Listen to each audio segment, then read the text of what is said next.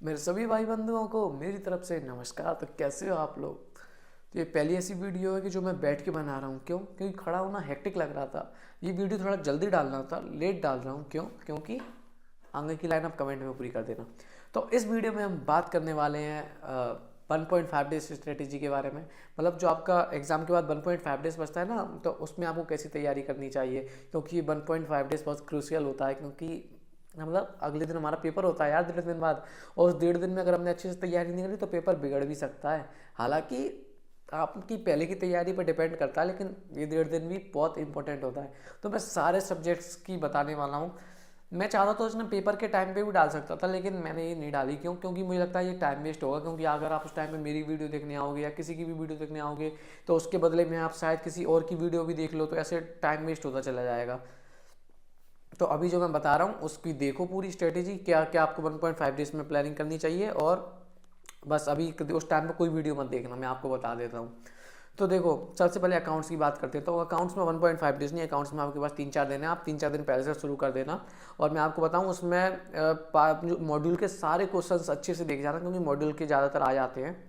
और उसके बाद पास्ट ईयर के एक बार प्रैक्टिस कर जाना। और एक बार पास्ट ईयर का एक कोई भी क्वेश्चन पेपर एक बार पूरी तरीके से सॉल्व कर जाना। 3 घंटे का टाइम लिखना, टाइमर सेट करना, 3 घंटे में मुझे पूरा अटेंड करना है। और पूरा पेपर अपने हिसाब से देख लेना कि आपका 3 घंटे में कंप्लीट हो पा रहा है कि नहीं। अगर नहीं हो पा रहा हो तो और 1-2 प्रैक्टिस कर लेना, जिससे आपका हो जाए, मतलब स्पीड बन जाएगी। वरना क्वेश्चन छूट जाएगा पेपर के टाइम पे एक आध तो पक्का। इसलिए कह रहा हूँ स्पीड बना के जाना। और अकाउंट्स में मैं इतना नहीं बता रहा हूँ, क्योंकि अकाउंट्स में आपके पास टाइम है। आप 3-4 दिन पहले से करना, आप पूरा कवर कर सकते हो। अब अगला आता है लॉ। तो लॉ में देखो, आपके पास आप पेपर दे के 5 बजे तक आ जाओगे। और 5 बजे से आप मान लो आपका सेंटर दूर वगैरह भी है, तो आप 6 बजे तक घर पे आ जाओगे। से और ज़्यादा से ज़्यादा लेट मानो तो 7 बजे तक। 7 बजे से आप खाना पीना खा के और खाना वगैरह खाओगे, तो कुल मिला के 8 बजे तक आप फ्री हो जाओगे। तो कोशिश करो कि आप उस जिस दिन आए हो ना पेपर दे के, उस दिन आप एक चैप्टर तो निपटा ही दो। मतलब बड़ा वाला चैप्टर निपटा दो। जैसे या तो इंडियन कॉन्ट्रैक्ट एक्ट निपटा दो, और उसके संग में एलएलपी निपटा दो, क्योंकि एलएलपी छोटा है। या तो आप ऐसा करो कि सोगा निपटा दो, उसके संग में कंपनी एक्ट निपटा दो, या सोगा या पार्टनरशिप निपटा दो। कोई एक बड़ा निपटा देना, उसके संग में एक छोटा। जिससे क्या होगा ना, अगले दिन के लिए बर्डन बहुत कम हो जाएगा। और कोई भी करो, आपको मैं मान ही चलता हूँ, अपने इंडियन कॉन्ट्रैक्ट एक्ट और एलएलपी आपने निपटा दिया है जिस दिन आप पेपर देकर आए उस दिन ही। उसके बाद आप सो जाना 11 साढ़े 11 बजे के टाइम पे, क्योंकि आप लॉ के पेपर अकाउंट्स के पेपर के लिए जागे होगे पिछली रात। तो इसलिए मैं जानता हूँ कि आप सो जाना, मतलब 12 बजे तक सो जाना। और 6 बजे उठ जाना। ऐसा कि नहीं 8-8 9-9 घंटे सो रहे हो, 6 घंटे इनफ है पेपरों के टाइम पे। तो सुबह 6 बजे उठोगे, तो जिस टाइम पे आप 6 बजे उठोगे ना, उस टाइम पर थोड़ा जो आपने इंडियन कॉन्ट्रैक्ट एक्ट और एलएलपी किया है उसको आप रिवाइज कर लेना। उसके बाद आपको 6 बजे से तो 7 बजे तक आपका मानते रिवाइज हो गया, तो 7 बजे से आपको करना है सोगा, सेल्स ऑफ गुड एक्ट। और उसके बाद आपको उसके साथ में करना है पार्टनरशिप। आप कुछ और कंपनीज करना चाहो तो कंपनीज भी कर सकते हो, वरना सोगा और पार्टनरशिप आप टारगेट बना लेना कि मुझे 12 बजे तक सोगा और पार्टनरशिप दोनों अच्छी तरीके से ख़त्म करना है। तो आपका सोगा और पार्टनरशिप भी हो गया, और दोपहर के बज गए 12। और इसी में आपने खाना पीना भी खा लिया होगा, मान लेता हूँ 1 या 2 बज गए, ठीक है। मैं मान लेता हूँ, एक एवरेज मान के चलता हूँ। अब 1 या 2 बज गए। अब 1 या 2 बजे के बाद अब आपका टाइम बस, आप पढ़ना शुरू करो बीसीआर। मतलब बीसीआर में कम्युनिकेशन वाला चैप्टर अच्छे से पढ़ लेना। उसके बाद सारों चीज़ों के मतलब नोट मेकिंग वगैरह के फॉर्मेट वगैरह सब चीज़ें तरीके से देख लेना। तो मैं मान के चलता हूँ कि आप 2 बजे से 6-7 बजे तक आप पूरा तरीके से बीसीआर भी रिवाइज कर लोगे। मतलब सारे फॉर्मेट वगैरह देख लोगे, और बाकी सब जो भी कम्युनिकेशन वाला चैप्टर है वो भी अच्छे से पढ़ लोगे। तो 7 बजे तक तरीके से आपने बीसीआर भी रिवाइज कर लिया है। अब 7 बजते ही आपने खाना पीना खा के आप 8-8:30 तक फ्री हो गए। अब मानते हैं कि आप 8:30 तक फ्री हो जाओगे। 8:30 बजे के बाद से आपको उठा लेना है कंपनी एक्ट, और वो 12 बजे तक आप निपटा देना। तो 12 बजे तक आपका कंपनी से एक्टिविटी निपट गया, यानी आपका सब चीज़ें रिवाइज हो चुकी हैं। अगर आपने कुछ तरी नहीं ध्यान रहा हो, सुन नहीं पाया हो, तो पीछे वीडियो रिवर्स करके देख लेना। और तो ये अपने हमारा मतलब अगला दिन पूरा निपट चुका है, 1.5 दिन पूरा निपट चुका है। अब हमारे पास पेपर होता है अगले दिन 2 बजे। तो उस 2 दिन के बीच में भी हमारे पास 6-7 घंटे का समय होता है। जैसे आप 12 बजे सो गए, तो आप 6 या 6:30 बजे उठ जाओगे। तो 6:30 या 6 बजे तक आप उठ जाते हो।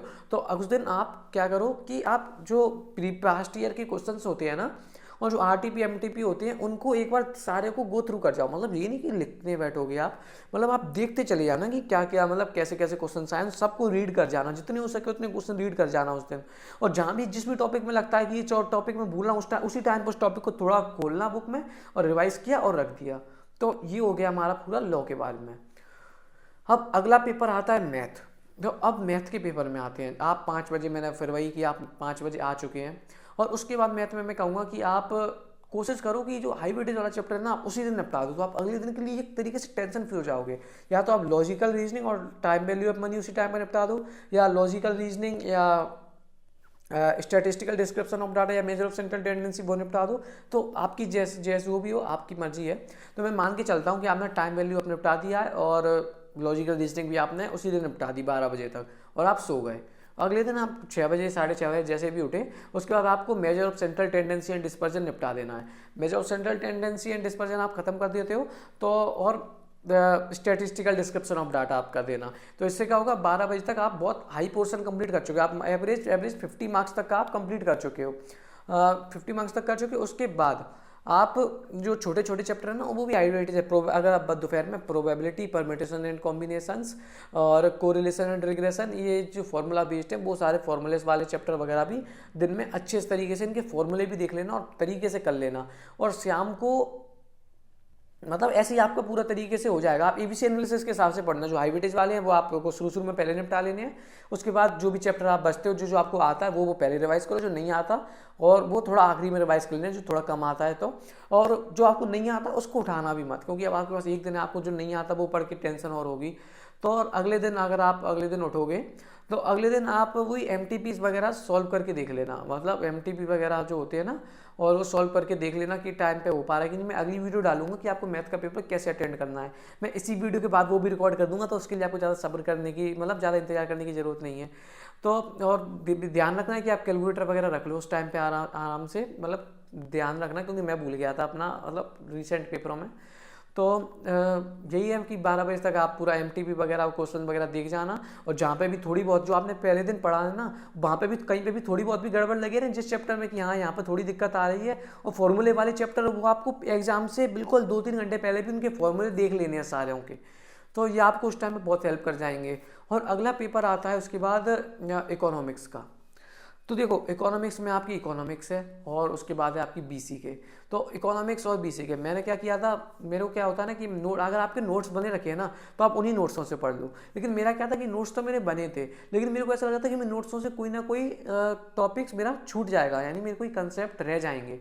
तो मैंने क्या किया था, मैंने मैराथन देख ली थी। मैं जिस दिन 5 बजे पेपर करके आया, मैंने 6:30-7 बजे खाना पीना खा के मैं 8 बजे फ्री हुआ। उसके बाद 5-6 घंटे की पूरी बीसीके की मैराथन थी, तो मैंने पूरी बीसीके की मैराथन देखी। उसके बाद मैंने हर चैप्टर के बुक के पीछे के मॉड्यूल के क्वेश्चंस थे, मतलब बीसीके के पोर्शन में, तो वो मैंने करे। बिजनेस एनवायरनमेंट चैप्टर हटा देना उसमें से, चैप्टर 3, और बिजनेस साइकिल बहुत अच्छे से कर जाना, क्योंकि आप उसके पास्ट ईयर के देखे होंगे ना, तो वही रिपीट हो रहे हैं क्वेश्चन मेरे हिसाब से, तो क्योंकि मैंने 2-3 अटेम्प्ट में देख चुका हूँ ऐसा।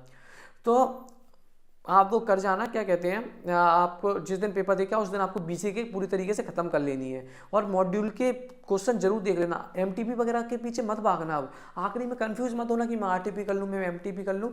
मॉड्यूल के पीछे के एमसीक्यू अच्छे से करना, आते हैं वही रिपीट हो जाते हैं कई बार तो। और अगले दिन आप आते हो तो अगले दिन आप वही करना। अगर आपके नोट्स बने रखे हैं तो आप इको की नोट्सों से पढ़ लेना, वरना मैं तो प्रेफर करता हूँ मैराथन देख लो। इस टाइम पे कोई ना कोई काफ़ी सारी अच्छे अच्छे टीचर्स की मैराथन है, जिससे भी आपने पढ़ा उनकी मैराथन देख लेना। मैराथन से क्या होता है कि सारे कंसेप्ट एक बार में याद आ जाते हैं। और जैसे आपने मैराथन देखी 1.5x या 2x पे देख लो। जैसे आपका मैराथन में एक चैप्टर कंप्लीट हुआ तो उस चैप्टर थोड़ी मैराथन में पॉज करो और अपने मॉड्यूल में उस चैप्टर को गो थ्रू कर लो, थोड़ा थोड़ा थोड़ा पढ़ लो अपने नोट्स से, जिससे कि ना जल्दी हो जाएगा और कंसेप्ट भी सारे याद रहेंगे। और उस चैप्टर के मॉड्यूल के क्वेश्चंस भी अच्छे से देख लेना पीछे को। तो आप ऐसे कर करके आपने अगले दिन इको भी पूरी निपटा दी। उसके बाद आपने इको भी निपटा दी, तो रात में थोड़ा टाइम बचेगा तो उसमें बिजनेस एनवायरनमेंट जो 3rd चैप्टर है ना बीसीए का, वो अच्छे से कर लेना। और अगले दिन आप उठते हो तो वही करना। मैं आपसे कहूँगा कि एमटीपी वगैरह के क्वेश्चंस अच्छे से और मॉड्यूल के क्वेश्चंस एक बार फिर से अच्छे से देख जाना। और बिजनेस एनवायरनमेंट आखिरी के जो पेपर 2 बजे पेपर होगा उससे पहले के टाइम में सिर्फ बिजनेस एनवायरनमेंट चैप्टर याद करना। जैसे जो भी वो था ना वीडियो, जो भी मतलब जो भी चैप्टर ऐसा था जिसमें आपको लगता है कि मुझे इसमें याद करने वाली चीज़ें थी, वो उस जो 2 बजे से पहले का टाइम होगा ना, जो आप आखिरी दिन होगा उसमें आप पढ़ोगे, सुबह 6 बजे से 2 बजे तक का टाइम होगा आपके पास में, यानी आप मान लो 12 बजे से खाना पीना हटा के भी तो 4-5 घंटे होंगे, तो 4-5 घंटे में सिर्फ याद करने वाली चीज़ें याद करना, क्योंकि वो याद रहेंगी पेपर के टाइम पे उसी टाइम पे। तो ये इकोनॉमिक्स का भी स्ट्रेटेजी थी।